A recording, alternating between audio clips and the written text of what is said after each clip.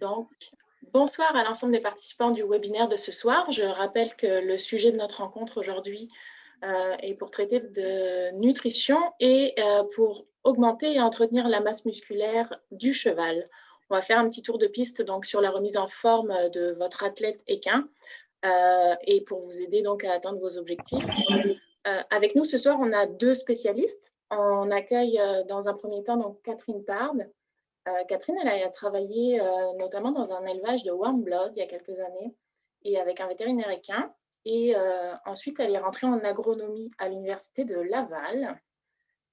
Puis aujourd'hui, donc Catherine est agronome en alimentation chez les chevaux. Elle travaille pour Purina depuis maintenant 14 ans. C'est bien ça, Catherine? C'est bien ça. Donc, c'est ça. Notre deuxième experte, qu'on verra dans un deuxième temps ce soir, donc c'est Sophie Laverdière. Bonsoir, Sophie. Sophie Bonsoir. est entraîneuse, coach de reining depuis maintenant 30 ans, belle carrière. Son centre d'entraînement se trouve à Berthierville et elle a toujours été en contact avec les chevaux. C'est vraiment une vraie passion dans la famille.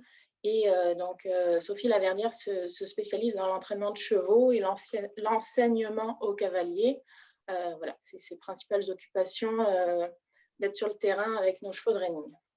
Donc, bonsoir mesdames, je vais maintenant laisser la parole à Catherine. Avant de commencer, messieurs, dames qui êtes avec nous ce soir, je vous invite, si vous le souhaitez, à poser vos questions directement dans le chat ou dans l'outil de questions-réponses qui se trouve en bas de votre écran. On va essayer soit d'y répondre au fur et à mesure de la conférence ou alors celles auxquelles on ne peut pas répondre au fur et à mesure de la conférence. On va garder un temps de questions-réponses à la fin. Catherine, c'est à toi.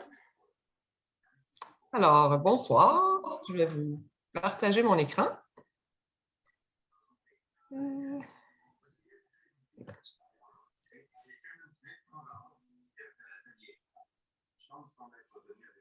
Vous me direz, fais-moi juste me dire, Perrine, si tu vois bien mon écran? Oui, on peut le mettre en grand écran. Oui. C'est bon comme ça? C'est parfait. Excellent. Donc, ce qu'on va voir ce soir, dans le fond, c'est la remise en forme. Qu'est-ce qui est important dans l'alimentation d'un cheval de performance versus un cheval qui est là pour un peu ses beaux yeux ou qui n'est pas travaillé beaucoup 1 ou 2 fois par semaine? Donc, ce qu'il y a de particulier avec le cheval de performance, c'est qu'en fait, il y a besoin des mêmes nutriments que les chevaux qui sont au repos, ce qui veut dire des calories, des protéines et des minéraux, vitamines. Par contre, la quantité et les proportions vont être différentes chez un cheval qui est en entraînement versus un cheval qui est plus de loisir. Donc, on va commencer par les calories, la cote de chair, parce que c'est directement relié ensemble. Donc, c'est assez simple pour les calories, pour savoir si notre cheval en a suffisamment. Si notre cheval est trop maigre, c'est qu'il manque de calories, tout simplement. Donc, un cheval qui est trop maigre n'aura pas la même résistance au travail, parce qu'il n'y a pas de réserve, justement, pour performer. À l'autre extrême, si on a trop de calories dans notre ration, c'est un peu comme pour nous. Si on reçoit plus de calories qu'on en dépense, on les accumule sous forme de gras. Donc, un cheval qui est trop gras, c'est encore pire qu'un cheval qui est trop maigre, dans le sens où c'est difficile de faire maigrir un cheval qui est obèse. C'est vraiment beaucoup de travail. Il va être moins performant, c'est sûr, parce qu'il faut qu'il traîne ce surplus de poids-là. Il y a plus à risque aussi de faire des coups de chaleur, parce que le gras va amener une couche protectrice, en fait, pour empêcher d'évacuer la chaleur, ce qui est intéressant l'hiver. Mais l'été, ça fait aussi que ça emprisonne la chaleur et que notre cheval est plus à risque. Et le principal risque, en fait, c'est toujours le syndrome métabolique équin. C'est qu'un cheval qui est obèse développe un type de diabète. Ça ressemble au diabète. Puis, ça peut finir en fourbure. Donc, c'est quelque chose qu'on va absolument éviter. Puis, il faut faire attention pour vraiment faire la distinction entre la masse musculaire et la cote de chair. On va les voir un peu plus en détail, ça va vous donner une meilleure idée. En fait, la cote de chair, c'est vraiment la quantité de gras qu'il y a déposé sur les côtes. Et si vous passez votre main sur votre cheval, puis vous sentez facilement les côtes, mais vous ne les voyez pas, vous savez que vous avez la bonne cote de chair. S'il faut pousser pour trouver les côtes, probablement qu'on est un peu du côté gras. Puis si on les voit un peu, on est du côté un peu trop maigre. Donc, c'est de trouver cet équilibre-là. Oups, pardon. Donc, les sources de calories qu'on peut servir à notre cheval, entre autres l'amidon, qui est le grain, tout simplement. L'amidon, c'est un sucre. C'est la poudre blanche qu'on trouve à l'intérieur du grain de maïs, d'avoine ou d'orge.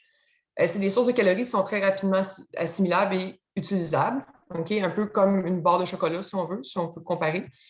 C'est utile dans certains exercices, surtout les exercices anaérobiques, donc de courte durée et de forte intensité. c'est le seul type de calories qu'ils peuvent utiliser en anaérobie. Donc, ça prend un minimum de sucre pour les chevaux qui font des performances de type court et intense, exemple, tout ce qui est Barry.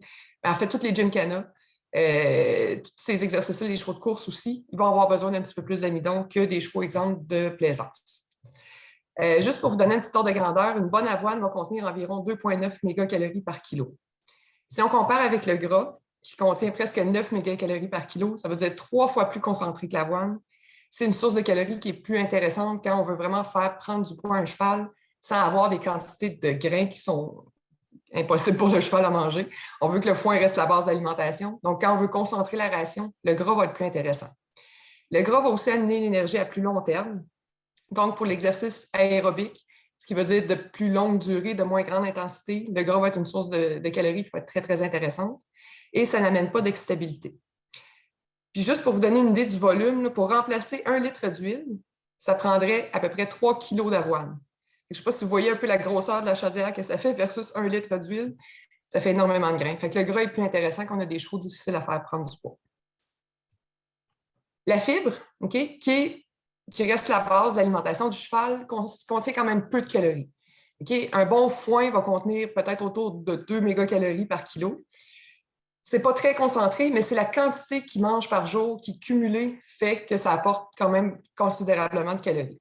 Et le foin, bien sûr, n'apporte pas d'excitabilité, mais peut apporter du sucre quand même. Ce n'est pas un sucre qui va causer de l'excitabilité, mais c'est un sucre qui peut amener des problèmes chez les chevaux obèses, par exemple. La pulpe de betterave. Okay? Les gens ont tendance souvent à utiliser la pulpe de betterave pour faire engraisser leurs chevaux. Ce n'est pas si élevé que ça en calories. Si, par contre, vous avez un foin qui est vraiment de moins bonne qualité, la fibre est très, très mature dedans, c'est de la broche, là, la pulpe de betterave peut être intéressante parce que c'est une source de fibre plus digestible. Mais ce n'est pas quelque chose qui est si calorique que ça. La protéine peut être utilisée comme source de calories, mais ce n'est pas une bonne source de calories parce que pour être utilisée sous forme de calories, il faut transformer la protéine. Et ça prend de l'énergie au corps pour transformer la protéine. Donc, le bilan énergétique au total est pratiquement nul. Donc, la protéine ne fera pas prendre du gras. Okay? On va le voir tantôt, la protéine va être beaucoup plus intéressante pour la masse musculaire, en fait. Et on y arrive d'ailleurs, la protéine et la masse musculaire. Donc, pour comprendre ce que c'est la masse musculaire, souvent on va l'évaluer à partir du top line, qui est la masse musculaire au niveau du dos. Donc, c'est la somme des muscles, des fesses, du dos et du garrot. Ce n'est pas la cote de chair. Okay? C'est vraiment deux choses différentes. Puis souvent, les gens avaient le réflexe d'augmenter les calories pour améliorer le top line en se disant le gras va se transformer en protéines. Je ne sais pas comment. Okay? Le gras ne peut pas se transformer en muscle. Donc, on ne veut pas augmenter les calories. Comment on les évalue? Okay? Comment on évalue la ligne du dos? En fait, on l'évalue aux 3 points, comme je disais, au garrot, au niveau du dos et au niveau des fesses. Le cheval engraisse de l'avant vers l'arrière, mais se muscle de l'arrière vers l'avant. Okay? Je ne sais pas pourquoi, il faudrait leur demander, mais c'est comme ça. Donc, si, exemple, on dépose nos doigts sur la colonne vertébrale, ce qu'on veut, c'est avoir idéalement un rond. Au minimum, une ligne droite, mais jamais un creux. Okay? Fait que si on regarde la ligne du dos idéale, c'est rond, que ce soit au garrot, au niveau du dos ou au niveau des fesses. Quand c'est bon, donc top line de B, on va avoir le garrot qui va creuser un petit peu, mais le dos et les fesses vont être belles. Quand on a un top line de C ou moyen, c'est le dos et le garrot qui vont creuser, mais les fesses vont être belles. Puis quand c'est mauvais, quand c'est D, c'est creux sur toute la ligne. Ça ne veut pas dire que le cheval est trop maigre. Okay? Souvent, on va avoir des chevaux qui vont avoir une belle cote de chair, mais qui n'auront pas un beau top line. C'est vraiment deux choses complètement différentes. Qu'est-ce qui peut affecter justement notre masse musculaire? Oui, l'ajustement de la selle peut avoir un effet. S'il y avait des points de pression au mauvais endroit, c'est difficile pour les muscles de se développer. Et c'est sûr qu'un cheval qui est très, très creux au niveau du garrot et au niveau du dos, on va avoir de la misère à ajuster comme il faut la selle. Donc, ce qu'on veut, ce n'est pas padder la selle, c'est remplir le dos idéalement. Okay? Ça va faire un cheval qui va être beaucoup plus fort. C'est sûr qu'un manque d'exercice ou un mauvais exercice va tendre à diminuer la masse musculaire.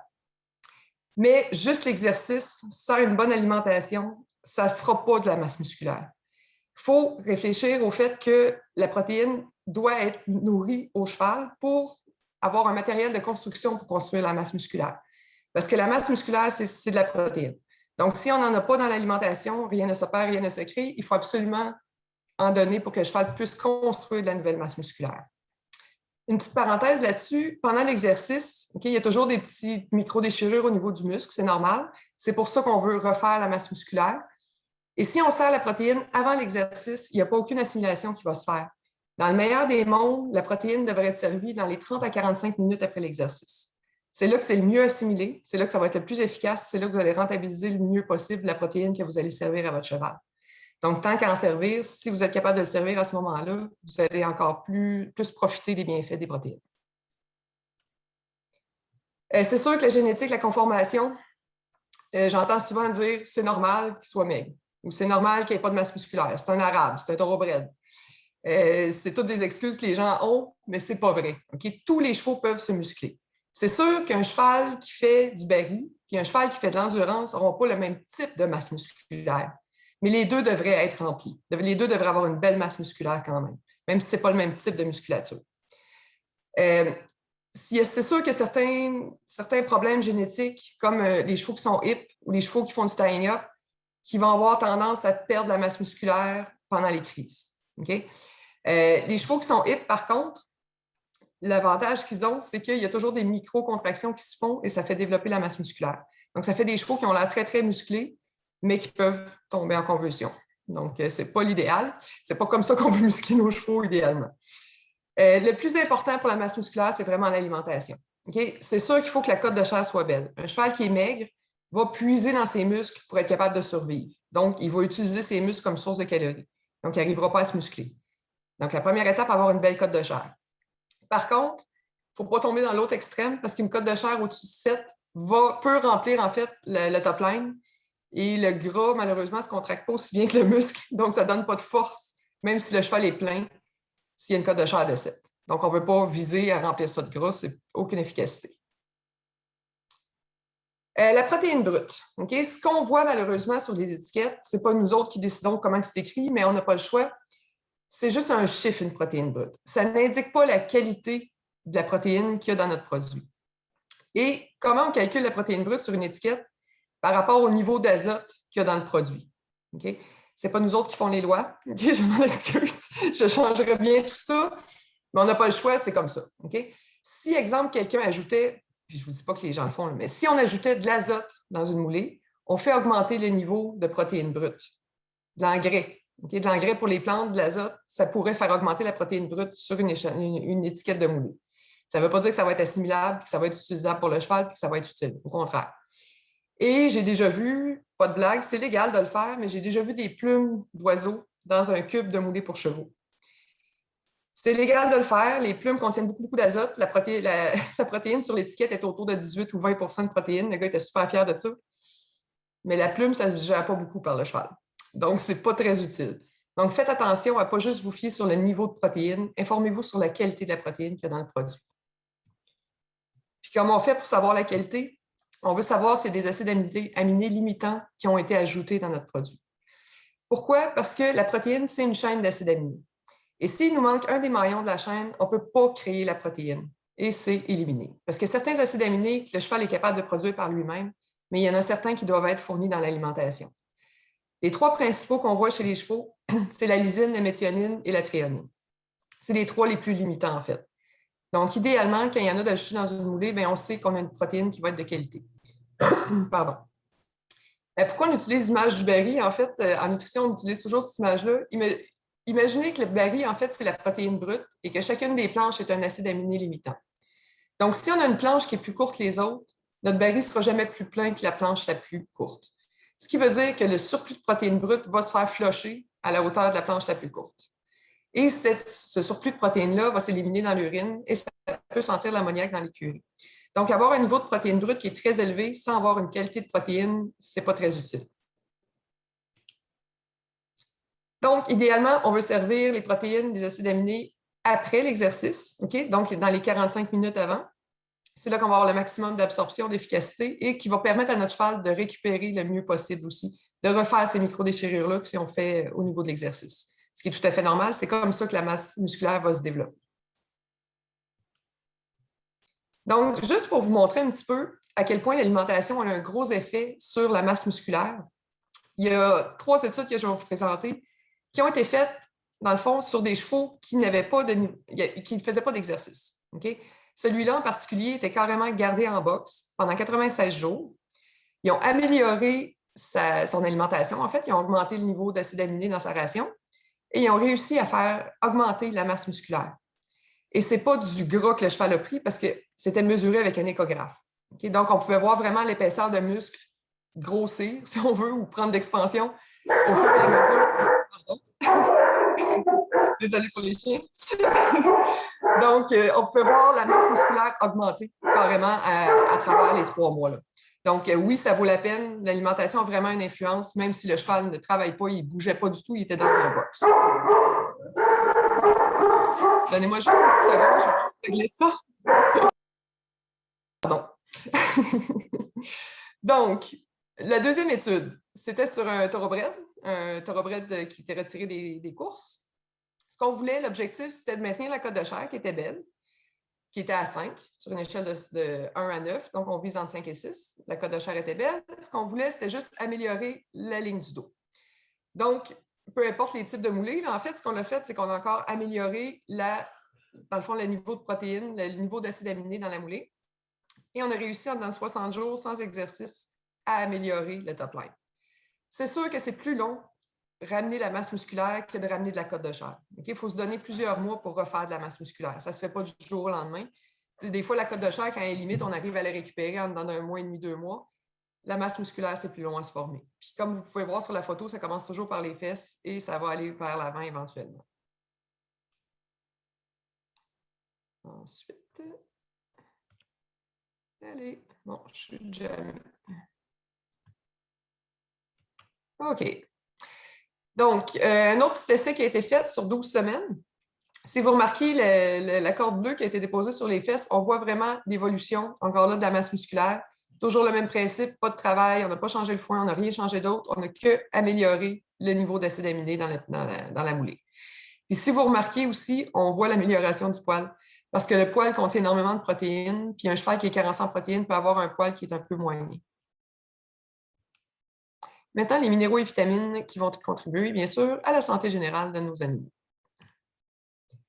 Donc, c'est sûr que pour un cheval qui est au travail, quand le niveau d'exercice augmente, les besoins aussi en minéraux et vitamines vont augmenter parce que le cheval produit beaucoup d'antioxydants au travail et on veut nettoyer ça pour pas que le cheval accumule dans le fond des toxines d'acide lactique et qu'il soit raqué, qu'il ne soit pas confortable. Quand on a un cheval, surtout un cheval qui est facile à garder rond, qui mange très peu ou pas de moulée, parce qu'il y a des chevaux de haut niveau qui sont très easy keeper, qui sont juste au foin, qui sont quand même trop gras. Très important de leur ajouter un supplément en minéraux-vitamines parce que le foin ne peut pas tout apporter. On va le voir un petit peu plus en détail tantôt. Et moins notre cheval mange de moulée, plus c'est important d'ajouter un supplément pour être sûr qu'il ne manque de rien au niveau des minéraux et vitamines et qu'il soit à son top pour la performance. Donc, les besoins qui augmentent vraiment beaucoup, bien sûr, les électrolytes, ils en perdent énormément dans la sueur, puis un cheval, ça transpire beaucoup. Un petit truc, 2 à 6 cuillères à soupe de sel dans la moulée par jour va aider beaucoup à refaire les électrolytes et à les faire boire surtout et à garder leur eau. Donc, en fait, des électrolytes, c'est sodium, chlore et potassium. Du potassium, ça, il y en a beaucoup dans les sols au Québec. Il y en a généralement beaucoup dans nos foins. Ce n'est pas un problème. C'est très, très rare que les chevaux sont carencés ici en potassium. Par contre, sodium et chlore, oui, ils peuvent l'être et c'est tout simplement du sel. C'est pour ça que ça me fait toujours un peu de mal que je vois des chaudières à 50 $ d'électrolytes, c'est en fait du sucre, du sel, de la saveur, puis du colorant des fois. Donc, une poche de sel à foin ou sel à bétail pour 20 kg, ça va vous coûter à peu près 8 $. Puis pour un cheval, vous allez faire à peu près 2 ans avec. Donc, très, très bonne prévention pour les coliques par impaction, entre autres. Parce qu'un cheval qui boit bien est beaucoup moins à risque de faire des coliques par impaction. Et ça a beaucoup moins de risque aussi d'avoir des répercussions sur sa santé et son comportement. On va le voir un petit peu plus tard. C'est sûr que si on sert des électrolytes, puis de toute façon, de base, nos chevaux devraient toujours avoir accès à de l'eau propre et fraîche. Dans le meilleur des mondes, l'eau des chevaux serait toujours autour de 17-18 degrés Celsius. C'est à ce degré-là qu'ils en consomment le plus. Ce n'est pas toujours possible, mais si au moins on peut tiédir leur eau après l'exercice, par exemple, c'est quelque chose qui va être bénéfique. Ils vont boire plus et ça va être moins à risque aussi pour le système digestif. Si le cheval, exemple, vous allez au concours, l'eau, elle ne sent pas la même chose, votre cheval ne veut pas boire. Un petit truc, traînez-vous du sel et du sucre. Si vous mettez 2 onces de sel avec 1 once de sucre, vous y envoyez dans la bouche, vous pouvez mélanger ça avec du jus de pomme ou de la compote, peu importe, puis vous y envoyez dans la bouche. Généralement, ça fonctionne, et c'est bien, il recommence à boire. Si ça ne fonctionne pas la première fois, 4 heures après, vous pouvez redonner une autre shot. D'habitude, la deuxième shot, il s'accotonne dans la chaudière. Okay? Ça fait tellement de sel dans la bouche qu'ils cherchent à boire. Okay? Ce n'est pas toxique pour l'animal, ce n'est pas dangereux, ça ne coûte rien. Très bonne prévention pour les problèmes. Parce que si on a un cheval qui devient déshydraté, ben, le risque, c'est des crises de tying-up qui sont plus élevées, beaucoup plus de risque de colique par impaction, et ça peut avoir une répercussion sur le comportement aussi. Parce qu'un cheval qui est déshydraté a 2 extrêmes. Okay? Soit il devient complètement amorphe, il ne veut plus travailler, ou soit il devient très hyper, très excité. Fait que si votre cheval n'est pas comme d'habitude il est calme, puis là, il est bien hyper, vérifier l'hydratation, ça peut être un des indices, ça peut être une des choses qui serait à surveiller. Puis comment le savoir, justement, si notre cheval est déshydraté? Il y a la traditionnelle pincée dans le cou. Okay? On prend une bonne poignée de peau, on tire dessus. On veut que ça revienne à sa place instantanément. Par contre, c'est un peu dangereux ce test-là dans le sens où des fois, la peau vient à sa place instantanément, mais le cheval est quand même déshydraté parce qu'il a pris toute l'eau de son système digestif pour l'envoyer dans le système pour compenser. Donc, la meilleure façon, ça reste l'eau dans le fumier. Quand votre cheval fait du crottin, mettez le pied sur une des boulettes. Je sais que c'est un peu dégueu, mais ça vaut la peine. Ce qu'on veut, c'est voir l'eau couler la boulette. Okay? Je ne veux pas juste que ça vienne humide autour ou en dessous. Là. Je veux vraiment qu'il y ait de l'eau qui coule la boulette, que la boulette se tienne bien, mais qu'il y ait de l'eau dedans. Dans ce temps-là, on sait qu'il y a de l'eau dans le gros intestin, donc tout va bien, notre cheval est en sécurité. Les vitamines du complexe B. Pour les chevaux qui ne travaillent pas, honnêtement, c'est moins un avantage dans le sens où les chevaux en produisent par eux-mêmes. En fait, les bactéries qui vivent dans leur gros intestin vont produire des vitamines du complexe B pour eux. Par contre, à partir du moment où le cheval travaille, ça ne comble plus ses besoins. Okay? C'est plus suffisant. Les bactéries sont un peu moins efficaces parce qu'ils travaillent plus, sont plus stressés. Donc, ils vont produire un peu moins, puis les besoins aussi augmentent. Donc, ça vaut la peine d'en ajouter chez les chevaux qui travaillent.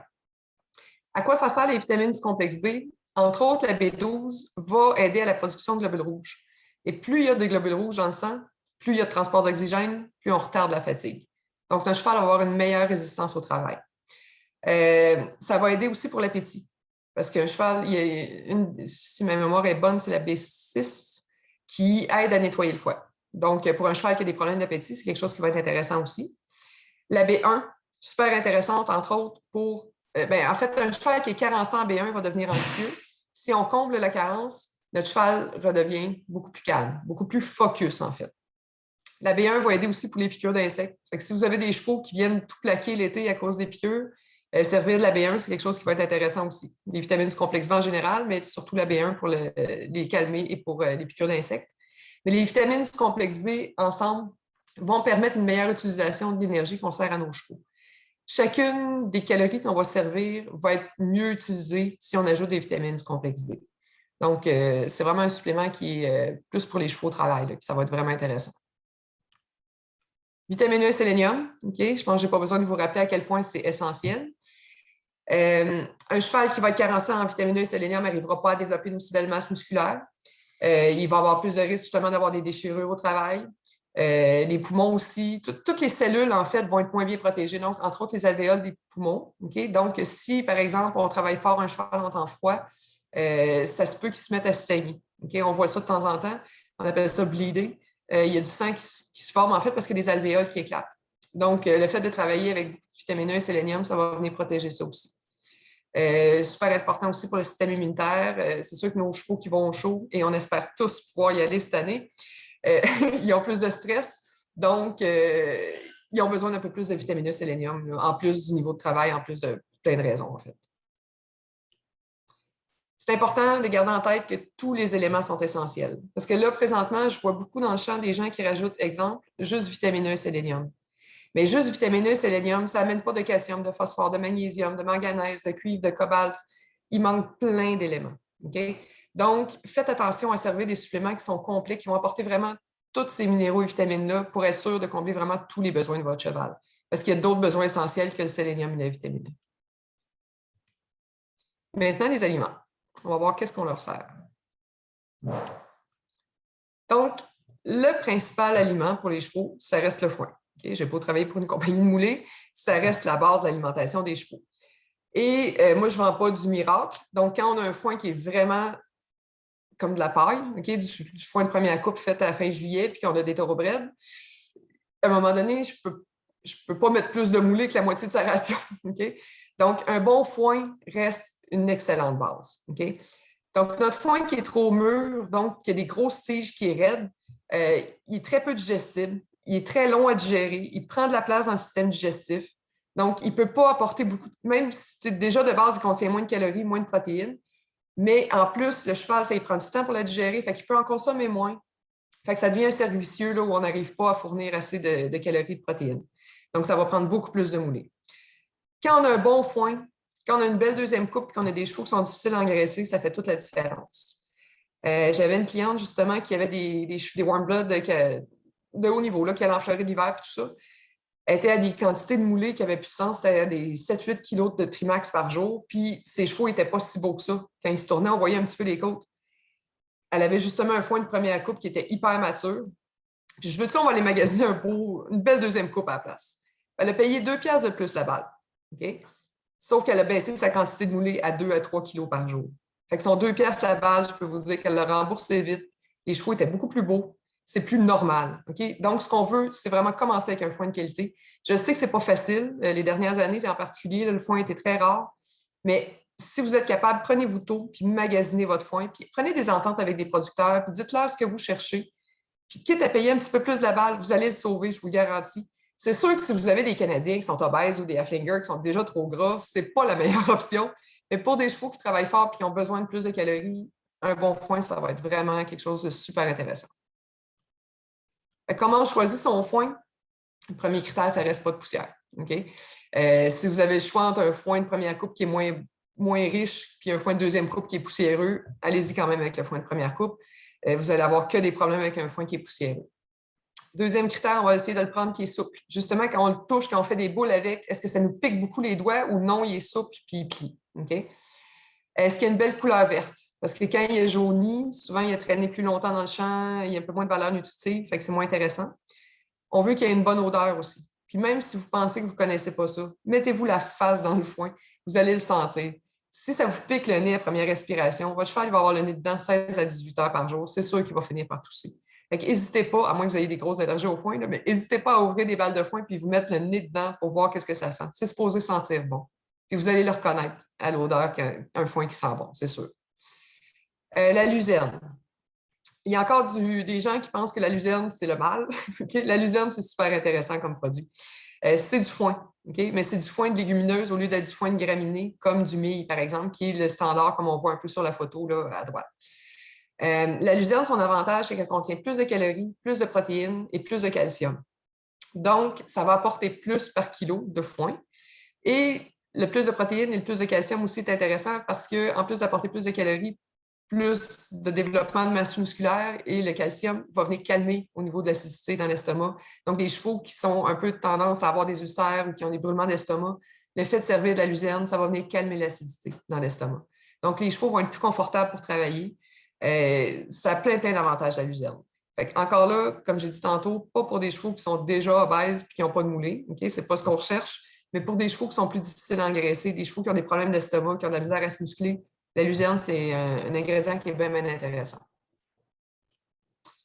Et peu importe le foin que vous allez servir à vos chevaux, même si c'est le meilleur foin de tout le Québec, okay, il n'y aura jamais assez de minéraux et vitamines dedans pour combler tous les besoins de votre cheval.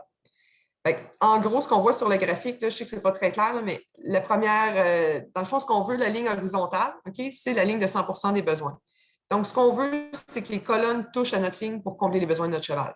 Donc, un bon foin, ce que ça va combler comme besoin, ça va combler la protéine, ça va combler notre calcium, la fibre, ça peut combler assez de calories aussi. Bon, il n'y a pas beaucoup de sel dans le foin, mais comme on en parlait tantôt, ce n'est pas difficile à rajouter. Il n'y aura pas assez de cuivre, il n'y a pas de sélénium, parce qu'il n'y en a pas dans le sol, dans toute l'est de l'Amérique du Nord, pas juste au Lac-Saint-Jean, pas juste à la Côte-Nord, c'est vrai pour toute l'est de l'Amérique du Nord. Il n'y aura pas assez de zinc, pas assez de manganèse et il n'y a pas de vitamines dans le foin sec. À partir de 2 à 3 mois d'entreposage, il n'y a plus du tout de vitamines, elles se sont toutes oxydées. Donc, c'est super important d'en rajouter. Même si vous avez le meilleur foin du Québec, si c'est suffisant pour garder leur cote de chair, c'est parfait, vous n'avez pas besoin de mouler, mais c'est certain que vous avez besoin d'un supplément par contre. Notre cheval, il va manger un minimum, vraiment un minimum de 1,5 % de son poids en foin par jour. Donc, un cheval de 1000 livres devrait manger 15 livres minimum de 15 livres de foin par jour. Mais en réalité, il en mange plus entre 2 et 3 de son poids, donc plus entre 20 et 30 livres par jour. On veut toujours garder au moins 50 de la ration en foin. Très, très, très important. Si on utilise une autre source de fibre, comme un complément de foin, qui peut être très intéressant parce que ça va amener une fibre qui est beaucoup plus digestible quand on a un foin qui est de moins bonne qualité, ou si on veut étirer nos réserves de foin aussi, là, c'est ce qui peut arriver cette année, ça va être très intéressant d'ajouter un complément de foin, mais gardez toujours la moitié de la fibre en fibre longue, okay? Donc du foin ou des gros cubes de milli-luzerne pour les chevaux, exemple, qui ont des problèmes dedans. Mais très, très, très important de garder toujours de la fibre longue pour être sûr qu'il y ait toujours du mouvement au niveau de l'intestin et prévenir, dans le fond, des coliques toxiques. Donc, effectivement, si on a toujours du bon foin, moins de risque de colique. Okay? Notre système digestif fonctionne mieux parce qu'il y a toujours du mouvement dedans. Moins de risque de fourbure. Parce que tout ce qui déstabilise le gros intestin, que ce soit un changement brusque, que ce soit un manque de foin ou des choses comme ça augmente le risque de fourbure. Mais surtout, moins de risque d'avoir des ulcères. Okay? Les chevaux de performance travaillent fort. À chaque foulée de trop, puis encore plus au galop, on compresse leur estomac. On envoie l'acidité dans la partie du haut qui est moins bien protégée. Et c'est là que les ulcères se développent. Donc, plus un cheval travaille, plus il travaille fort, plus il va être à risque d'avoir des ulcères. Donc, ce n'est pas parce que vous en occupez mal ou parce que vous faites mal quelque chose, c'est le niveau de travail, c'est sûr, a une influence. Donc, gardez l'œil ouvert quand vos chevaux deviennent un peu fâchés au travail, quand ils se choquent et qu'ils ne faisaient pas ça avant, quand on sent que là, ils tirent l'oreille, ils ne le faisaient pas avant. C'est tous des symptômes. Donc, gardez l'œil ouvert chez vos chevaux de performance. Parce qu'il y en a quand même beaucoup chez les chevaux de compétition, des ulcères. Puis, ce n'est pas des chiffres récents, puis c'est les derniers que j'ai vus même sur les thoroughbreds, on parlait de 99 des thoroughbreds de course qui ont des ulcères éventuellement. Donc, comme vous pouvez voir les chiffres, là, c'est quand même assez élevé. Okay? Même des chevaux de plaisance sont quand même puis quand on dit plaisance, ça, c'est plus des chevaux de loisir, en fait. C'est pas vraiment des chevaux de plaisance, mais des chevaux qui font de la randonnée tranquille, il y en a 37 qui vont faire des ulcères. C'est pour vous donner un petit peu une idée là, que plus les chevaux travaillent fort, plus ils sont à risque. Donc, gardez l'œil. Ça ressemble à ça, un estomac qui est plein d'ulcères. Si on voit sur la partie gauche l'estomac qui est en santé, la partie du bas, qui est rose, est mieux protégée pour l'acidité que la partie du haut, qui, elle, est très sensible à l'acidité.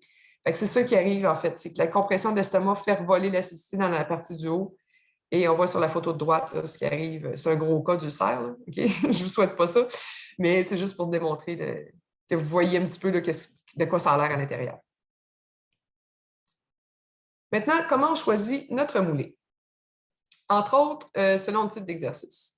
Si on fait un exercice qui est anaérobique, donc on parlait de courte durée et forte intensité, on veut avoir une moulée qui contient un peu plus de sucre.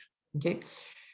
Généralement, si on a un foin qui a été fait en après-midi, le foin va contenir assez de sucre pour refaire les réserves en glycogène. Mais si on a besoin d'un petit plus, y aller avec une moulée qui contient du sucre, ça va être quelque chose de super intéressant pour cet exercice-là.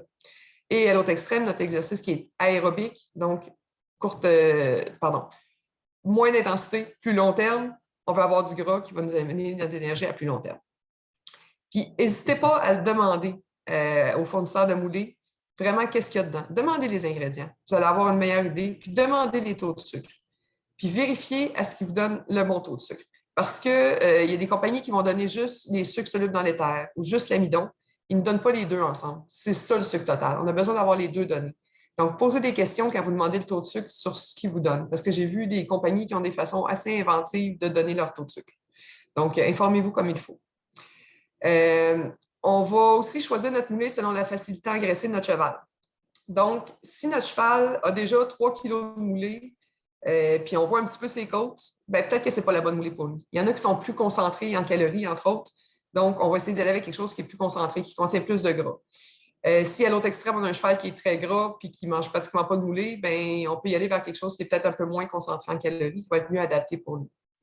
Et c'est vraiment la cote de chair qui va nous dire, donc on vise entre 5 et 6, ce qui veut dire qu'on sent facilement les côtes au toucher, mais on ne les voit jamais. Même avec le poil d'été, même quand ils se tournent. Okay? On fait juste les sentir facilement. On va choisir aussi la moulée selon le tempérament avec la facilité à engraisser aussi. Okay? Donc, un cheval qui est calme peut très bien prendre des moulées à base de grains. Okay? Les gens ont un peu peur des moulées mélacées maintenant, là, mais quand les grains sont bien traités dedans, C'est des très bonnes moulées aussi, okay, qui vont amener généralement un peu moins de calories qu'une moulée à base de gras, mais qui vont quand même être intéressantes là, au point de vue des calories. Puis pour des chevaux, justement, qui ont besoin d'un petit peu plus de zip, un peu plus de gaz sur le départ, ça peut être quelque chose d'intéressant. Si on a un cheval qui est calme mais qui est plus difficile à engraisser, ben, les moulées extrudées, généralement, vont apporter plus de calories, vont aussi avoir un peu de gras ajouté dedans. Donc, ça peut être quelque chose de très intéressant pour ces chevaux-là. Si on a un cheval qui est excitable et qui n'a pas besoin de beaucoup de calories, les moulées de base, fibres et gras, ça fait très bien le travail. Ça n'excite pas le cheval, ça va apporter suffisamment de calories pour ses besoins, ça va très bien faire la job. Puis quand on a un cheval qui est difficile à engraisser et excitable, ce qui va généralement ensemble, les moulées qui sont très élevées en gras vont être intéressantes parce que plus il y a de gras, moins il y a de sucre généralement. Ça va aussi amener une énergie à plus long terme et ça va éviter que ça monte au cerveau. Mais informez-vous bien sur les taux de sucre qui sont présents dans les moulées parce que, comme je vous dis, des fois, il y a des compagnies qui sont un petit peu inventives là-dessus.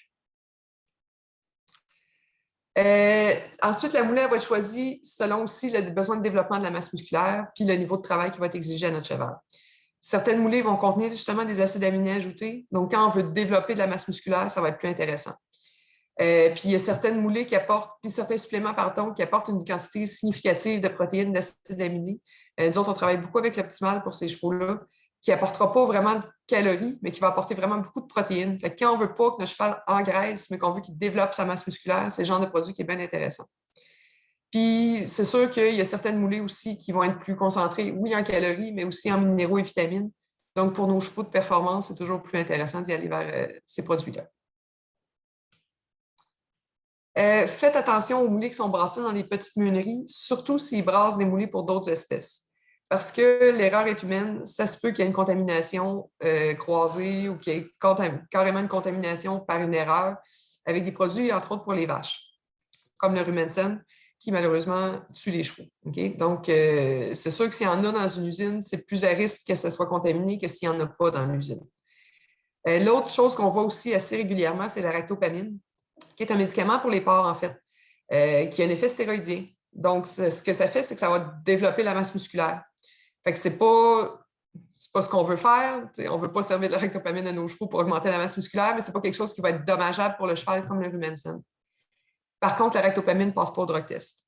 Et c'est arrivé, entre autres dans les chevaux de course, en dressage aussi, où il y a eu des chevaux qui n'ont pas passé le drug test parce que la moulée était contaminée avec de la ractopamine. Et le fardeau de la preuve revient à la personne qui est propriétaire du cheval de prouver que la ractopamine était dans le produit et que ce n'est pas des stéroïdes qui ont été donnés au cheval par après. Fait qu'il faut réussir à prouver que c'était déjà dans le produit. Je vous dis, ce n'est pas le fun. Fait que faites attention à ça. L'autre chose aussi, les petites meuneries, c'est sûr qu'ils ne sont pas équipés de laboratoire pour pouvoir tester les grains pour les toxines. Il y a plusieurs toxines qui peuvent se retrouver dans les grains. Ce n'est pas parce que les agriculteurs font mal leur travail, c'est parce que si on a un été qui est, par exemple, plus pluvieux, plus frais, c'est des champignons qui se développent dans le champ sur le grain, qui vont produire des toxines qui vont être dommageables pour les chevaux. Entre autres, la vomitoxine peut causer des problèmes au système digestif. La zéaralénone peut causer des problèmes au niveau des chaleurs, au niveau des avortements. Donc, c'est des choses qu'on veut éviter le plus possible. Donc, c'est quelque chose que vous pouvez poser aussi comme question. Est-ce que vous testez vos grains quand ils rentrent dans l'usine avant de les mettre dans les moulées pour être sûr qu'ils rentrent dans certains standards pour les chevaux? Constance de la recette aussi. Encore là, essayez de choisir des produits qui sont avec une recette fixe. Ce qui veut dire que, parce que disons qu'il y a deux concepts, recette fixe versus recette à moindre coût. La recette à moindre coût, c'est que si, par exemple, le maïs est moins cher que l'avoine cette semaine-là, ben, ils vont mettre beaucoup plus de maïs, moins d'avoine dans la moulée. L'analyse va rester la même, mais la composition peut changer. Donc, ça fait comme si vous faisiez un changement de moulet à votre cheval sans le savoir, en fait. Donc, ça augmente un peu les risques de colique. Puis, ça fait que vous n'avez pas toujours exactement la même ration. Donc, c'est moins efficace parce qu'il faut que le cheval se réadapte à chaque fois. Donc, des recettes fixes, c'est quelque chose qui est bien intéressant. Le traitement des grains aussi, très important. Si on prend l'avoine, c'est un grain à part. Okay? Fait qu'on n'en parlera pas, mais le maïs et l'orge, s'ils sont servis ronds ou juste cassés ou juste un traitement mécanique de fait dessus, ils sont digestibles environ à 25-30 % au niveau du petit intestin, où est-ce qu'on veut que les grains soient digérés. Ce qui veut dire qu'on a 70 à 75 % du grain qui va se rendre dans le gros intestin, où est-ce que la fibre est supposée être digérée. Puis ce qui digère la fibre dans le cheval, ce n'est pas lui. C'est toute la population bactérienne et protozoaire qui vivent dans son gros intestin qui vont digérer la fibre pour lui. Fait que quand on sert du grain à ces bactéries-là, bien, les autres se mettent à produire de l'acide, se mettent à produire du gaz. Ça vient tout débalancer l'équilibre au niveau du gros intestin. Fait que je ne vous dis pas que vos chevaux vont mourir demain matin, mais ça augmente les risques de colique gazeuse, ça augmente les risques de fourbure. Donc, ce n'est pas quelque chose qui est souhaitable. Puis, ça fait aussi qu'il y a beaucoup de gaspillage parce que ce n'est pas très bien digéré, ce n'est pas très efficace. Fait que si on prend notre grain, notre maïs et notre orge toujours, puis au lieu de juste les casser, on les floconne. Ce qui veut dire passer à la chaleur et à la vapeur. Là, on tombe digestif déjà à 75-80 %, ce qui est beaucoup plus intéressant. Donc, plus stable pour le gros intestin et plus digestible pour le cheval. Et le traitement idéal, c'est l'extrusion, ce qui veut dire passer à la chaleur, à la vapeur et à la pression. Là, on tombe digestible quand c'est bien fait à 95 à 98 %. Donc, beaucoup plus intéressant. Ça va en prendre moins aussi pour avoir le même effet. Ça va être beaucoup plus stable pour le système digestif. Votre cheval va être beaucoup plus confortable.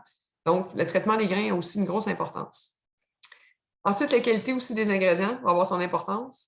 Ça, ce n'est pas toujours évident à voir. Il y a des choses qui sont plus évidentes que d'autres. Si, exemple, ils utilisent du gras animal dans une moulée, puis qu'on voit ça sur la liste d'ingrédients, bien, ça frappe, OK, on le comprend. Même chose pour la protéine. C'est légal d'utiliser, par exemple, de la farine de poulet dans une moulée pour chevaux. Je ne vous dis pas que c'est éthique de faire ça, qu'on devrait faire ça, mais il y a des compagnies qui le font. Donc, ça peut être intéressant de savoir un peu la liste d'ingrédients. Et il y en a qui sont moins évidents. Si on parle, exemple, d'écailles d'avoine versus écailles de soya, peut-être que pour vous, ça ne dit pas grand-chose, mais je peux vous confirmer que l'écaille d'avoine est beaucoup moins intéressante comme ingrédient que l'écaille de soya. N'hésitez pas à vous informer aussi là-dessus, à poser des questions sur les ingrédients, à quoi ça sert, pourquoi on met ça dedans. On est toujours ouvert à répondre aux questions là, pour vous informer le mieux possible.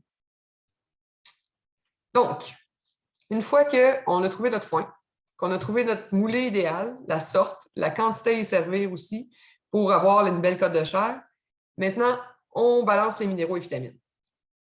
Si on sert, dans le fond, si vous regardez votre étiquette sur votre sac, si vous servez moins de moulée que ce qui est recommandé sur l'étiquette, c'est correct. OK? Sinon, là, je peux vous dire, si on suivait les étiquettes, la grande majorité des chevaux seraient obèses. OK? Mais on n'a pas le choix de le faire comme ça parce qu'il y a des chevaux qui ont vraiment des besoins de moulée très élevés. Mais ce que ça veut dire, c'est que si vous servez moins de moulée que ce qui est recommandé sur l'étiquette, vous ne comblez pas les besoins en minéraux et vitamines. Et ça, c'est vrai, peu importe la compagnie. Okay? On est tous obligés de mettre des quantités recommandées. Si vous êtes en dessous, nécessairement, vous avez besoin d'un supplément. Parce que ça, c'est quelque chose que j'entends aussi dans le champ, me faire dire que ouais, mais nous autres, c'est pas comme vos moulées, là. Nous autres, nos moulées sont complètes. C'est pas vrai. Okay? Toutes les moulées sont complètes quand on en sert la quantité qui est écrite sur l'étiquette, ce qui est rarement nécessaire. Donc, fiez-vous pas là-dessus. Okay? Si vous servez moins que ce qui est écrit sur l'étiquette, votre cheval a besoin d'un supplément. Et comment on choisit notre supplément? Idéalement, on veut avoir des minéraux de qualité. Okay? Quand on parle, exemple, oxyde de zinc versus méthionine de zinc, okay, on a vraiment une grosse différence au niveau de l'assimilation chez le cheval. La méthionine de zinc va être beaucoup plus intéressante. Même principe pour le sélénium. Si on travaille avec un sélénium qui est organique, il va être beaucoup plus assimilable, même si, exemple, vous avez une eau qui est ferreuse, une eau qui est soufreuse. Ce qui arrive avec le sélénite de sodium, c'est que, exemple, s'il y a beaucoup de fer dans l'eau, puis vous avez votre sélénium, le fer va agripper votre sélénium, va le faire précipiter et l'animal n'est plus capable de l'assimiler. Ça ne peut pas arriver avec du sélénium organique. Donc, beaucoup plus intéressant à servir le sélénium organique. Essayez d'y aller aussi avec quelque chose qui est conçu pour les chevaux. Okay? Premièrement, ça va être balancé pour des chevaux. Et deuxièmement, beaucoup moins de risques que, exemple, un minéral à vache. Okay? Parce que ça, j'ai vu ça aussi, ou des moulins à vache.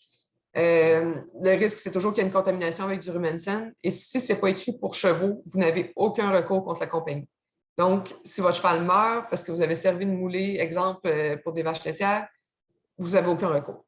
Okay? Donc, idéalement, évitez les produits pour vaches et les produits pour les autres espèces en général. On veut aussi un supplément qui est bien balancé. Parce que certains suppléments, je ne sais pas si c'est pour faire beau sur l'étiquette, mais qui, exemple, ont beaucoup de vitamines A et D, mais très peu de sélénium. Puis quand on arrive pour balancer la ration puis pour combler les besoins en sélénium, on arrive à des niveaux de vitamines A et D qui sont tellement élevés qu'ils deviennent toxiques. Donc, ça prend quelque chose qui est bien balancé entre les deux. Ce n'est pas juste des beaux chiffres sur une étiquette, il faut aussi qu'ils fitent ensemble, ces chiffres-là. Okay? Parce que sinon, on n'arrive pas à bien balancer. Et bien sûr, notre supplément doit être appétant, ce qui veut dire qu'il goûte bon. Parce que notre supplément aura beau être le meilleur au monde, le mieux formulé, le mieux tout, s'il reste dans le tube, il ne sert absolument à rien. Donc, super important qu'il goûte bon aussi. Quelle quantité va falloir servir de supplément? En fait, ça va dépendre en partie de la quantité de moulée qui est servie. Parce que si vous servez 1 kg de moulée ou vous servez 4 kg de moulée, c'est sûr que vous n'aurez pas besoin de la même quantité de suppléments parce qu'il y a déjà des minéraux vitamines dans les moulées. Ça va dépendre aussi du poids de votre cheval. Parce qu'un cheval de 1000 livres et un cheval de 2000 livres n'ont pas les mêmes besoins. Ce n'est pas le double pourtant pour le cheval de 2000 livres, mais il faut prendre aussi son poids en considération. Et bien sûr, son niveau d'exercice. Et on va mettre un petit peu de clarté là-dedans, le niveau d'exercice, OK? Parce que tout le monde, quand je leur demande, ils travaillent très, très, très, très fort avec leurs chevaux. Un cheval à l'entretien, là, pour moi, jusqu'à 2-3 trails par semaine tranquille là, ou un peu de pas et trop, c'est de l'entretien. OK? Exercice léger, déjà, il travaille 3-4 jours semaine. Il travaille, ça veut dire il est un peu chaud, il transpire un peu, il pompe un peu, OK? Au minimum. Exercice modéré, c'est le cheval qui se prépare pour aller au concours. Donc, 5-6 jours par semaine. Le cheval a chaud, il pompe. On a quand même une bonne séance d'exercice, pas un 20 minutes. Donc, ça, on classerait ça dans modéré. Et exercice intense, il n'y en a pas de temps. Ça va être vraiment plus les chevaux de course, les chevaux de polo, les chevaux de complet de haut niveau, les chevaux d'endurance qui font des longues distances, qui sont à l'entraînement. C'est là que ça peut être le plus intéressant. Ensuite, les aliments. D'autres suppléments qu'on peut servir, les oméga-3. Toujours bon comme anti-inflammatoire naturel. Ça va aider contre l'inflammation générale, ça va aider contre les problèmes respiratoires, tout ce qui est inflammation aussi au niveau des voies respiratoires, l'arthrose, ces choses-là. Autre chose qu'on peut servir aussi à ces chevaux-là, des pré-probiotiques. Ça peut être bon pour tous les chevaux, remarquez bien. Encore plus avantageux chez les chevaux qui travaillent pour avoir une meilleure stabilité dans le gros intestin. Souvent, c'est des chevaux qui voyagent beaucoup, qui sont déménagés beaucoup, il y a beaucoup de stress. C'est souvent l'intestin qui va prendre le coup. Donc, le fait de servir des probiotiques, ça va amener une meilleure stabilité. Ça va être moins rochant pour les transports, pour les changements alimentaires, pour ces choses-là. Donc, ça peut être quelque chose d'intéressant à servir aussi. Un petit exemple de ration. Pour un cheval de 500 kg, donc 1100 livres, à l'exercice modéré, donc 5-6 jours semaine, cote de chair parfaite de 5,5, en bonne santé, un foin de qualité. Il va manger environ 10 kg de foin par jour. Il va manger peut-être 2 kg de moulée selon sa cote de chair. Ensuite, on va complémenter avec le supplément. Dans ce cas-là, on avait choisi Optimal pour aider à développer de la masse musculaire. Des vitamines du complexe B, okay, pour l'aider à avoir une meilleure résistance pour l'anxiété et pour tout ça. 60 grammes par jour, ce qui veut dire à peu près 2 scoops de horse plus. De la levure, okay, qui va venir aider à la stabilité au niveau de son gros intestin. Et du sel pour prévenir la déshydratation. Donc, avec un package comme ça, votre cheval est assez bien protégé pour pouvoir subir tous les stress de l'entraînement, du transport, du concours, de votre stress, parce que vous êtes en concours, en tout cas dans mon cas, je deviens horrible. Il faut que je donne une chance à mon cheval. Donc, c'est le type de ration qui pourrait vraiment aider à votre cheval à bien performer. Donc, qu'est-ce qu'on cherche pour tous les chevaux, et en particulier chez un cheval de performance? On veut un bon système immunitaire. Okay? Il y a beaucoup de stress, il y a de l'exercice, tout ça, donc le système immunitaire, il mange la claque. Donc, on veut le nourrir pour qu'il y ait un bon système immunitaire, pour qu'il puisse se défendre aussi contre la petite grippe du cheval du box d'à côté, au chaud, des choses comme ça. Si on a besoin de suppléments en minéraux-vitamines, idéalement, suppléments équalaser ou optimal. Juste une petite parenthèse sur les besoins NRC versus les besoins optimaux.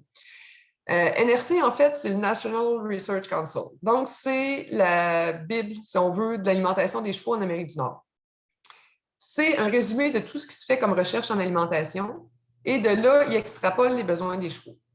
Ce qu'il faut savoir, c'est que le NRC, le dernier est sorti en 2007. Donc, il y a un peu de retard. Et ce que le NRC nous dit, c'est qu'au niveau qui nous suggère de nourrir les chevaux, on sait qu'ils ne démontrent pas de signes de carence. Donc, exemple, un cheval qui va recevoir 1 mg de sélénium par jour, un cheval de 1000 livres, ne mourra jamais de carence en sélénium. C'est ça leur recommandation. Mais maintenant, on se rend compte que pour avoir vraiment un maximum de performance du système immunitaire, tout ça, on devrait être plus entre 2 et 5 mg par jour. Donc, comme vous pouvez voir, les besoins ont beaucoup évolué. Si c'est une question monétaire, des choses comme ça, vos chevaux ne sortent pas du tout, ils ne rencontrent personne, ils travaillent très peu, oui, on peut balancer selon les besoins NRC. Mais si vous voulez avoir un cheval de performance qui a la coche au-dessus des besoins optimaux, c'est là que ça fait la différence. Ensuite, on ne veut pas avoir de bedaine de foin, okay, pour nos chevaux de show. Ce n'est pas dangereux, okay, une bedaine de foin. Par contre, ce n'est pas très esthétique quand on a un gelding et qu'on se fait demander quand est-ce qu'il va pouliner. Okay? Fait que, surtout, c'est terrain de choses pour le fun des bedaines de foin. Fait que la levure va venir aider aussi à tailler un peu la bedaine, si on veut, pour éviter justement que ça vienne plein de foin et que ça vienne tout gonfler. Bien sûr, les OS+, pour la vitamine C, vitamine B, encore là pour le système immunitaire. On veut aussi que notre cheval récupère rapidement après l'exercice. Souvent, quand on va au show, on n'a pas juste un parcours à faire, on en a plusieurs dans notre journée. On peut en avoir sur plusieurs jours aussi. Donc, on veut que notre cheval récupère bien pour que ça aille bien la classe d'après, que ça aille bien la journée d'après. Donc, on veut une bonne hydratation. On veut refaire la réserve en glycogène des muscles. On veut refaire tout ce qui est aussi masse musculaire. Okay? Donc, c'est ce qui va nous amener, dans le fond, une bonne performance. Maintenant, ça serait l'heure des questions sur cette présentation-là ou tu veux qu'on passe directement à Sophie? Comment tu vois ça, Périne?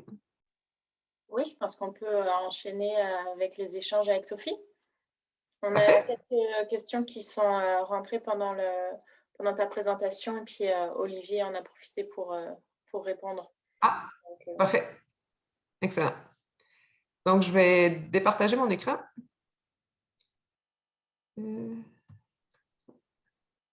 Et voilà.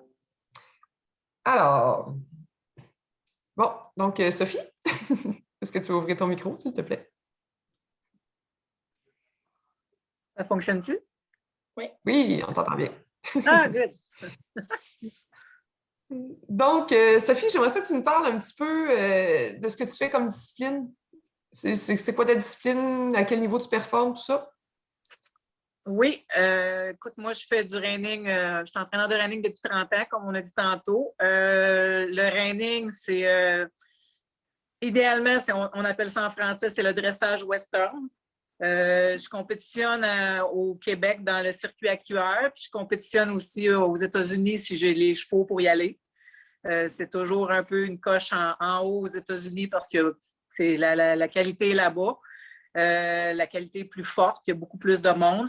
Fait que c'est sûr que ça prend des chevaux qui sont très performants pour aller de l'autre côté. Si on parle un peu du reining, c'est une épreuve qui est jugée. On a 13 patrons. Fait que les patrons sont enchaînés de différentes façons. Fait qu'on sait le patron qu'on a à faire à notre compétition. Fait que le but, c'est d'entraîner ton cheval pour arriver à faire le patron le mieux possible. Puis dans le patron, on a différentes manœuvres. On a les cercles qui peuvent être grands, rapides, qui peuvent être petits, lents. On a les cercles à gauche, à droite. On a des changements de pied à faire. On a des vrilles, des arrêts en glissade qui sont la manœuvre à peu près la plus spectaculaire. On a des volte-face puis un reculon. Fait qu'on a toujours ces manœuvres-là à faire dans notre patron. Puis c'est de les exécuter le mieux possible avec précision. Et quand on peut, c'est de rajouter la vitesse. Puis c'est ça qui va faire que notre score à la fin, notre pointage va être proportionnel à la qualité de la performance. Si on peut définir un petit peu le reining, c'est un peu ça. C'est ça, c'est la version western du dressage en classique. Oui, puis pour une petite parenthèse, c'est la seule discipline western qui est à la FEI, la Fédération équestre internationale. Oh. C'est quand même plaisant de voir qu'on est rendu là. Si tu nous parles un petit peu de comment tu remets tes chevaux en forme après, que ce soit après une blessure, que ce soit après un arrêt parce qu'il n'y a pas eu de show 1 an, mettons, puis que le cheval a été mis au repos. Comment tu reprends l'entraînement? Ben, si on peut dire, on a un peu, comme on dit, 2 catégories. Là. Si ton cheval a été complètement arrêté à presque rien faire, c'est un petit peu différent de celui qui a quand même maintenu une condition là, j'appelle ça une condition physique générale. Là. Fait que si on a un cheval qui n'a vraiment rien fait ou qui a un retour de blessure, moi, je considère que ça prend environ 6 à 8 semaines avant d'avoir un cheval qui est en condition pour aller en compétition. Puis là, on ne parle pas d'une compétition là, optimale. Si je parle des premières compétitions de l'année et que tu veux que ton cheval soit en bon état pour compétitionner, ça prend 6 à 8 semaines. Puis à ce niveau-là, les premières semaines, c'est vraiment du cardio, faire un petit peu de marche, trotter, galoper. On va faire des manœuvres en reining plus de base, là, faire du galopage, les cercles, trotter, faire du rassemblement pour travailler aussi la musculature du cheval. Mais ça prend, là, les gens ont toujours tendance à repartir trop vite. Moi, je pense que ça prend 6 à 8 semaines. Les 4 premières semaines, c'est juste de la condition physique générale. Puis ensuite, plus tu avances dans ton conditionnement, là, on va aller avec des manœuvres plus spécifiques Fait qu'en reining, on va parler de vrille ou à ce moment-là d'arrêt en glissade. Mais si ton cheval, ça fait tout l'hiver qu'il n'a absolument rien fait, c'est pas le temps la première semaine d'aller faire des vrilles puis d'aller stopper. Au niveau physique, c'est pas l'idéal pour un cheval. Par contre, si ton cheval a maintenu quand même tout l'hiver une bonne condition physique ou tu as fait de la randonnée, tu as longé, puis quand je parle d'une bonne condition physique, c'est qu'il est capable de subvenir à un travail d'à peu près 1 heure de temps avec, mettons, des pauses, du pas, du trot, du galop. C'est sûr qu'on ne demande pas de galoper 1 heure de temps, mais il faut que ton cheval soit capable là, de travailler à peu près 1 heure de temps sans venir trop essoufflé, trop fatigué. Puis ça, ben, il faut être à l'écoute de notre cheval, là. Si tu vois que tu fais 10 tours de trop puis il est complètement essoufflé, c'est parce que déjà, là, sa capacité au niveau du cardio est faible, là. Fait que faut vraiment écouter le cheval pour être capable de voir les signes, là, la fatigue, puis comment est-ce qu'il récupère. Fait que l'essoufflement, c'est tous des signes qui peuvent nous dire là, si notre cheval, la condition physique, elle s'améliore ou pas. Mais un cheval qui a une bonne condition physique, moi, je calcule que là, 3 à 4 semaines, on peut être prêt à aller au show, là, à venir faire nos exercices un petit peu plus spécifiques. Puis, qu'est-ce que tu sers à tes chevaux qui sont en entraînement, justement, comme mouler, parce que le reining, on sait que c'est une discipline qui est plus aérobique. Donc, qu'est-ce que tu nourris à tes chevaux? Bon, moi, c'est sûr que j'essaie de travailler pour avoir le meilleur foin possible. Un peu comme tu disais tantôt, je pense que c'est la base de leur alimentation, fait que ça prend ça. Donc, un bon foin, l'eau. Puis ensuite, ben, c'est sûr que moi, je promouvois beaucoup l'optimal. Je suis une fille qui aime l'optimal parce qu'au niveau de tout ce qu'on disait, au niveau de la musculature, puis tout ça, c'est un très, très bon produit. Puis les chevaux, moi, j'ai souvent, la plupart de mes chevaux, là, c'est entre 2 et 5 ans. Fait que c'est des jeunes chevaux qui sont aussi en croissance. Fait que l'optimal est un produit que j'adore. Puis ma moulée, je vais avec le Super Fibra Plus. Qui est une moulée à base de gras, comme on disait tantôt, qui fait parce qu'on ne veut pas des chevaux de reining, on ne veut pas qu'ils soient très excités. On veut des chevaux qui soient calmes dans leur tête, mais au niveau physique, ben, il y a quand même une bonne endurance et une bonne masse musculaire parce qu'on demande quand même des efforts, mais on veut des cerveaux là, qui sont assez arrêtés et des cerveaux froids. Fait qu'on veut une moulée qui est plus au niveau gras qu'au niveau sucre.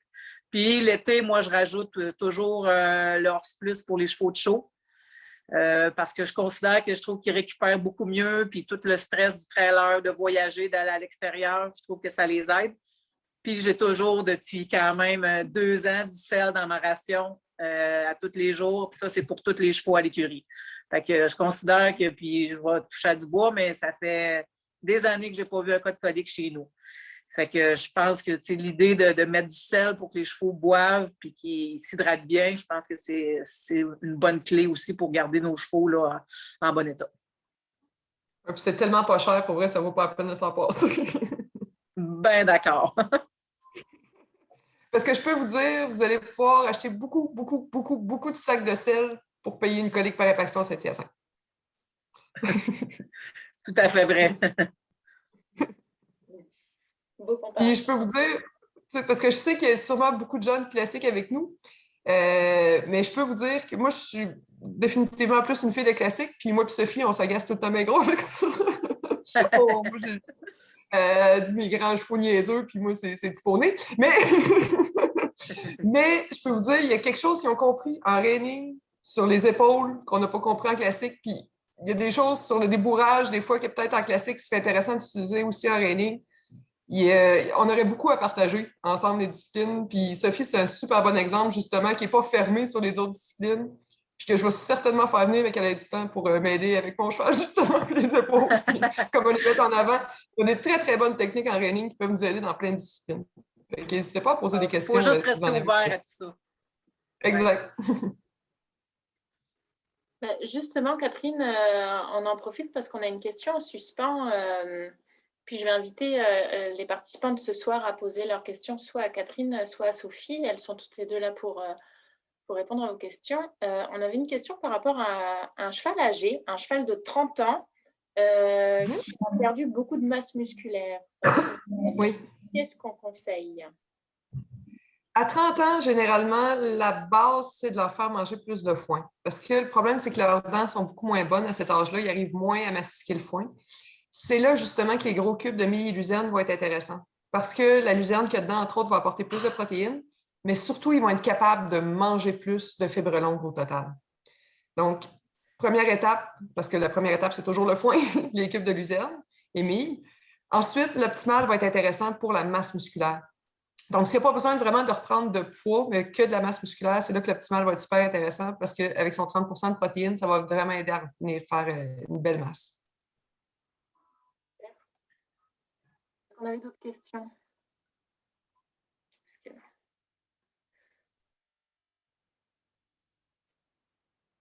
Je sais qu'on a répondu à plusieurs questions déjà pendant la présentation. Semble avoir fait le tour. On peut peut-être en citer quelques-unes.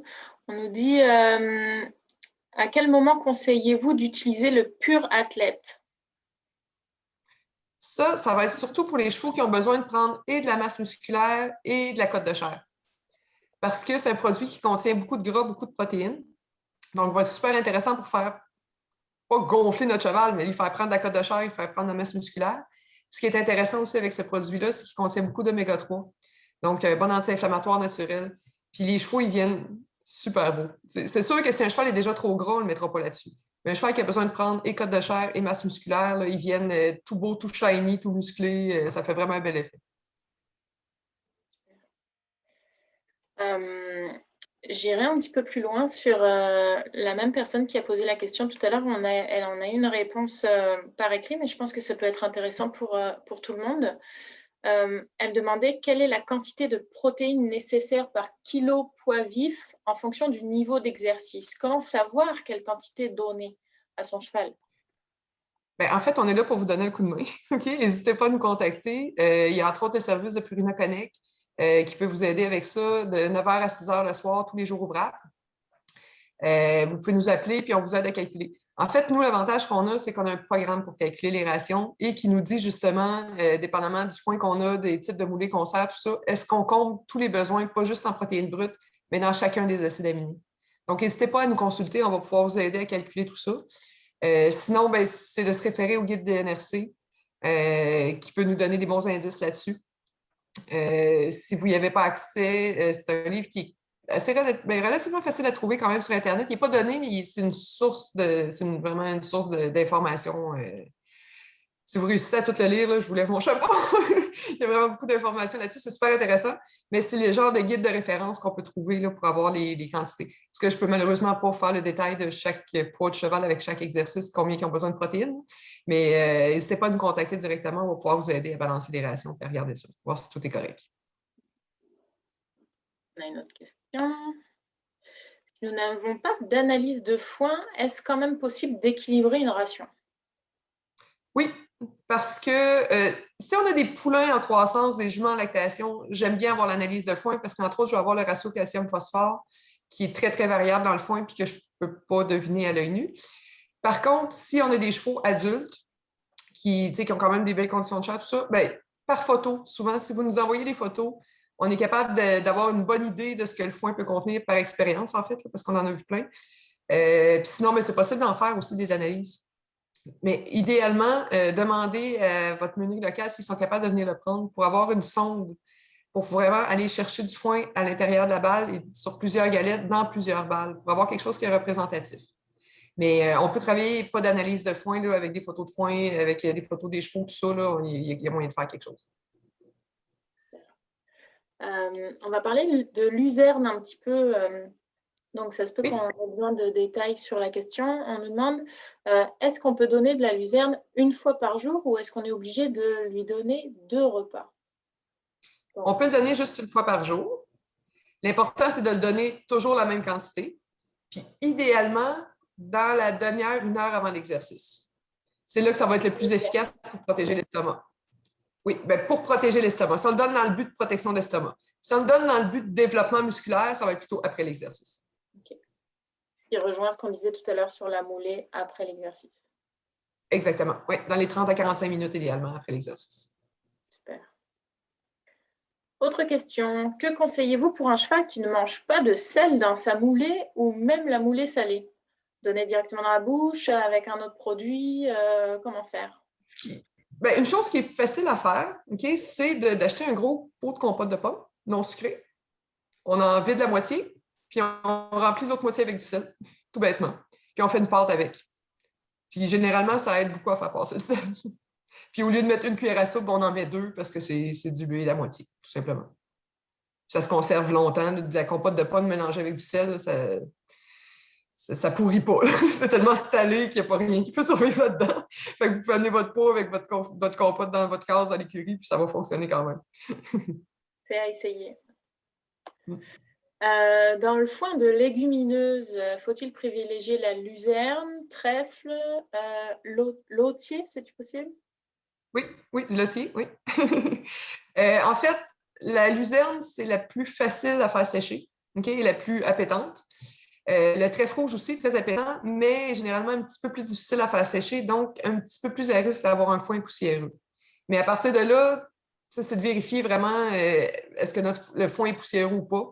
Fait que si c'est du trèfle rouge au lieu d'être de la luzerne puis que le foin n'est pas poussiéreux, c'est presque aussi intéressant. La luzerne va contenir un petit peu plus de protéines et de calcium généralement que le trèfle rouge, mais ça s'équivaut quand même. C'est quand même, dépendamment du stade de coupe, ça se ressemble. Et complément de question, est-ce le trèfle alcique qui est toxique? Exactement. Puis on le reconnaît, le trèfle alcique, par ses feuilles, en fait. Il y a trois types de trèfle principalement. Il y a le trèfle blanc, le trèfle rouge et le trèfle alcique. Okay? Le trèfle blanc, on le reconnaît parce que la fleur est blanche, mais aussi parce qu'il n'y a pas de feuilles sur la tige de fleur. S'il y a une fleur blanche avec pas de feuilles sur la tige de fleur, c'est du trèfle blanc sécuritaire. Le trèfle rouge, on le reconnaît parce que dans le fond, les fleurs sont plus mauves. Okay? Puis il y a toujours un V blanc dans la feuille. Fait que ça, c'est du trèfle rouge sécuritaire aussi. Le trèfle alcique est entre les deux. Donc, il va avoir des feuilles sur la tige de fleurs, mais il n'y aura pas le V blanc dans la feuille. Donc, celui-là, on ne le veut pas parce que ça va causer des problèmes au foie et ça va causer aussi des problèmes de photosensibilité. Ce qui veut dire que les chevaux qui ont des spots blancs, quand le soleil va plomber dessus, ça va brûler. Ça va faire vraiment comme un gros coup de soleil, puis le poil lève. Dans des cas extrêmes, là, moi, j'ai vu des peintres perdre tout le poil sur les zones blanches, puis venir comme croûter en dessous, là, comme si on les avait brûlés avec une torche. Ça a l'air à faire mal. Donc, c'est quelque chose qu'on peut absolument éviter là, dans les foins pour chevaux.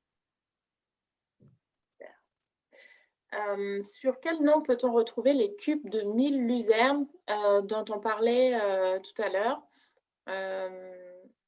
Ben, il y a entre autres, en tout cas, une des compagnies que je connais qui en fabrique, c'est pas nous, là, mais c'est Semican, ça s'appelle Minicubes, je pense, leur produit. La Qui personne est, qui pose la question est à Granby. oui, elle est capable de trouver ça, Semican. Ça s'appelle, c'est ça, c'est Minicubes.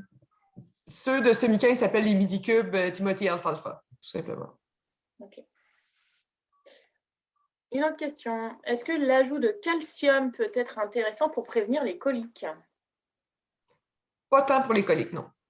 Ça peut aider. C'est sûr qu'un cheval qui est très carencé en calcium peut avoir des problèmes, mais un ajout de calcium, à la limite, ce que ça peut faire, c'est oui, calmer un peu l'estomac, mais il faut faire attention pour ne pas débalancer la relation entre le calcium et le phosphore. Parce que si on arrive à des niveaux trop élevés de calcium par rapport au phosphore, le phosphore va être moins bien assimilé. Donc, il faut quand même faire attention au dosage là, si on va ajouter juste du calcium. C'est pour ça que des minéraux simples comme ça devient difficile à balancer. Le même principe que le sélénium vitamineux. Ou si, exemple, on mettait trop de zinc, le cuivre est mal assimilé. Ou si on met trop de fer, il y a des vitamines qui ne seront pas assimilées. Fait que c'est l'équilibre là-dedans aussi qui est important. Alors, on nous demande au niveau du trèfle toxique si on aurait une photo à partager. Je ne sais pas si Attendez un peu. Oui, on je a... vais voir ça quelque part. Mais vous pouvez continuer avec les questions, je vais chercher en même temps. Ouais.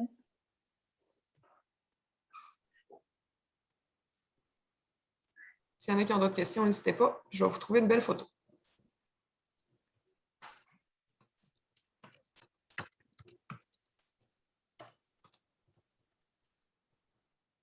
N'hésitez pas aussi à poser vos questions au besoin à Sophie. Notamment, on sort de l'hiver, là, on est dans la reprise un petit peu de l'entraînement, etc. Donc, si jamais il y en avait qui avaient des questionnements par rapport à ça ou besoin de conseils, n'hésitez pas à poser vos questions.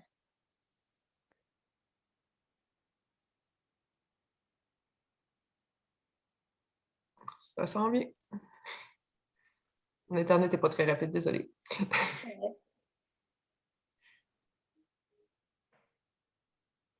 Allez.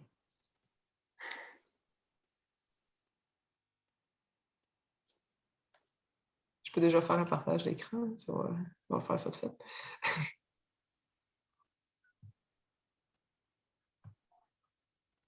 Vous me dites quand vous me voyez. Ça s'en vient. Oui. C'est bon. Alors, c'est ça le trait falsique. Fait qu'on voit ici la fleur, okay, qui est entre les deux, justement, qui est entre le trèfle blanc et le trèfle rouge. Puis si on voit ici sur la photo, là, sur les tiges de la fleur, on a des feuilles. Et il n'y a pas de V blanc dans la feuille. Fait que si on compare, par exemple, avec du trèfle rouge, parce que celui qui ressemble le plus, mettons, quand on regarde comme ça, c'est le trèfle rouge. La fleur ressemble plus au trèfle blanc, mais la plante ça ressemble plus au trèfle rouge.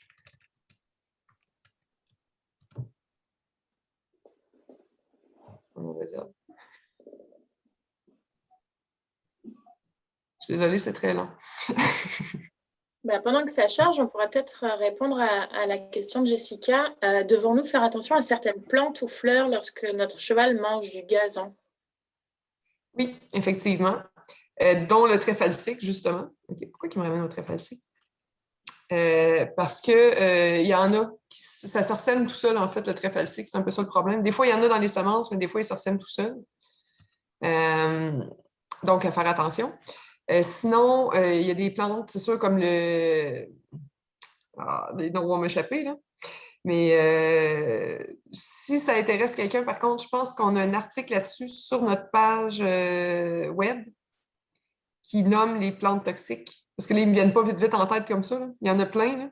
Mais entre autres, le noyer noir, là, qui est à faire très attention. Si vous avez un noyer noir dans la pelouse ou dans votre package ou des choses comme ça, juste les racines du noyer qui sont en dessous du sol, c'est assez pour faire fourber votre cheval.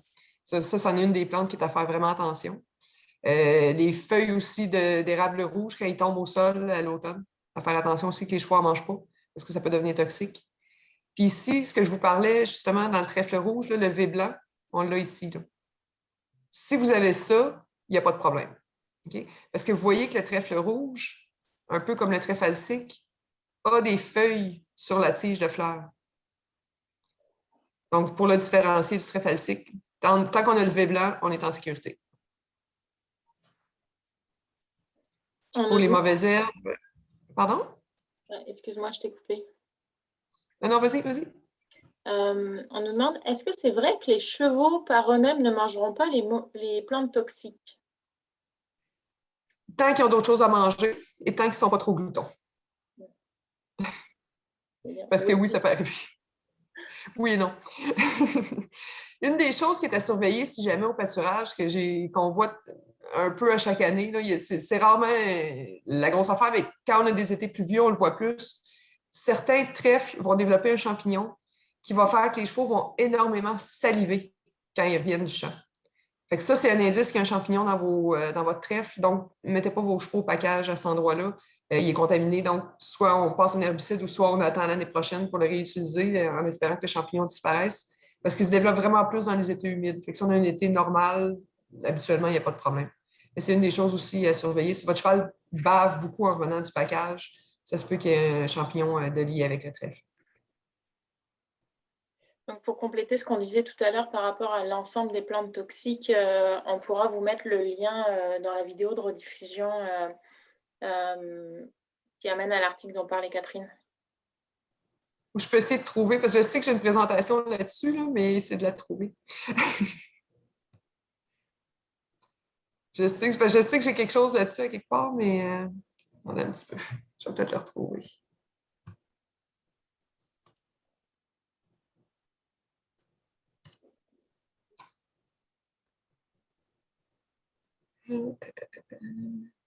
Ça.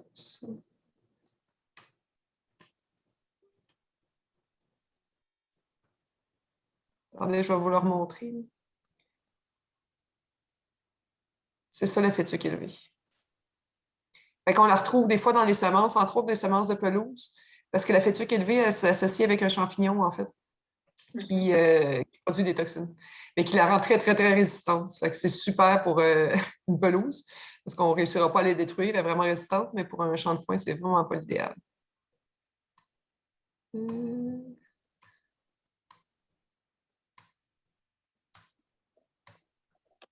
Mauvaise herbe, je vais mettre quoi là? Bon, je ne me sens pas toxique.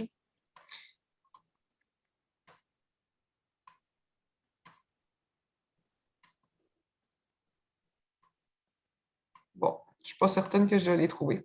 Mais je vais vous retrouver ça, puis j'enverrai le lien, Perrine. Je pense que ça peut être pertinent pour toutes les personnes que ça intéresse d'en savoir plus sur le sujet, d'aller lire un article complet à ce sujet-là. Oui, ça va faire plaisir. Une nouvelle question, si ça se peut que ce soit donc vers la fin, je vais y arriver, vers la fin des questions-réponses. Donc, on nous demande un dernier conseil. Qu'est-ce qui est recommandé comme supplément pour améliorer la qualité de la corne? Qu'est-ce qu'il doit contenir comme ingrédient idéalement?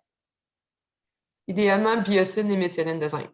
C'est les deux ingrédients les plus importants pour la solidité de la corne. Mais c'est important aussi de penser à bien balancer la ration au total. C'est parce que si on compte juste ça, il va y avoir d'autres carences, en fait. Peut-être qu'on va avoir des pieds solides, mais on n'aura pas d'autre chose. Donc, c'est important toujours de balancer le reste de la ration, mais biotine et méthionine de zinc sont deux éléments essentiels là, pour la solidité des sabots. Super. Est-ce qu'on aurait une dernière question, messieurs, dames? Ah, oui. Fibra Nature. C'est du foin, mais quelle est la raison de donner du Fibra Nature? En fait, on peut en donner un complément de foin quand on a un foin qui est de moins bonne qualité. Exemple, un foin qui est plus mature, puis on veut rajouter de la fibre qui est plus digestible. Ça va être quelque chose de très intéressant. Quand notre cheval commence à avoir des problèmes de dents, qui mange quand même une quantité de foin intéressante, mais moins qu'avant, on peut venir compléter avec ça. Si nos chevaux ont des bédaines de foin, des fois, ça peut aider aussi parce que justement, c'est la fibre qui n'est pas tout à fait assez digestible. Fait que rajouter de la fibre digestible va les aider. Quand on est sur le point de manquer de foin aussi, qu'on veut étirer nos réserves de foin, ça peut être quelque chose d'intéressant pour remplacer une partie du foin. Mais on ne peut jamais remplacer tout le foin par la nature, par contre. C'est un complément.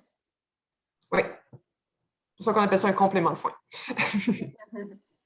Parfait. Un remplacement de foin, ce serait plus justement les gros cubes mi-luzerne.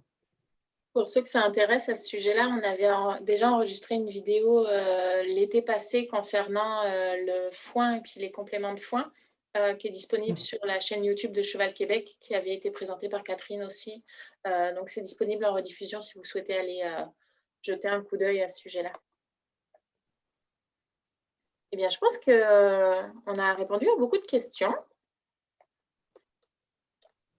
Et si ça vous va, on peut se laisser là-dessus. Qu'est-ce que vous en pensez? Est-ce que Catherine ou Sophie, vous souhaitez dire un petit mot de la fin?